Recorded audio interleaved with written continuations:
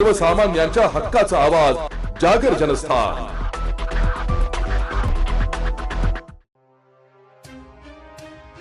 नाशिकच्या येवला तालुक्यात आती भागांमध्ये रात्री आलेल्या अवकाळी पावसामुळे शेती पिकांचं मोठं नुकसान झालं आहे। येवल्यातील पारेगाव या ठिकाणी कांदा उत्पादक शेतकरी जनार्दन कोराळे यांच्या शेतात लागणीसाठी आलेले कांदा रोप हे जोरदार पावसामुळे झोपले गेले आहे। या संदर्भात आढावा घेतला आहे आमचे प्रतिनिधी सचिन वखारे यांनी शेतात जाऊन। येवला तालुक्यातील पारेगावचा शेतकरी जनार्दन लक्ष्मण कोराळे। मी पारंपरिक आपला कांदा उत्पादन तालुका आहे त्यातला शेतकरी आणि आमचा दरवर्षी 4 ते 5 एकर उन्हाळ कांदा हा लागवडीखाली असतो।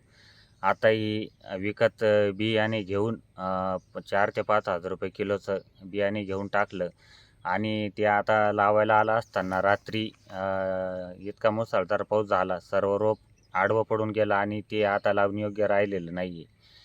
तर आता हे एवढं नुकसान पेलण्याची शेतकऱ्याची तरी अजून एवढी मनस्थिती नाही आहे, कारण मागचे 2-2 हप्ते रोपांचे नाश होऊन गेलेले आणि हे विकत घेऊन रोप टाकलं।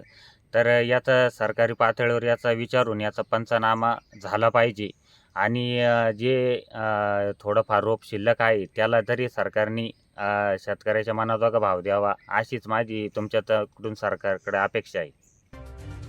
जागर जनस्थानसाठी सचिन वखारे, येवला।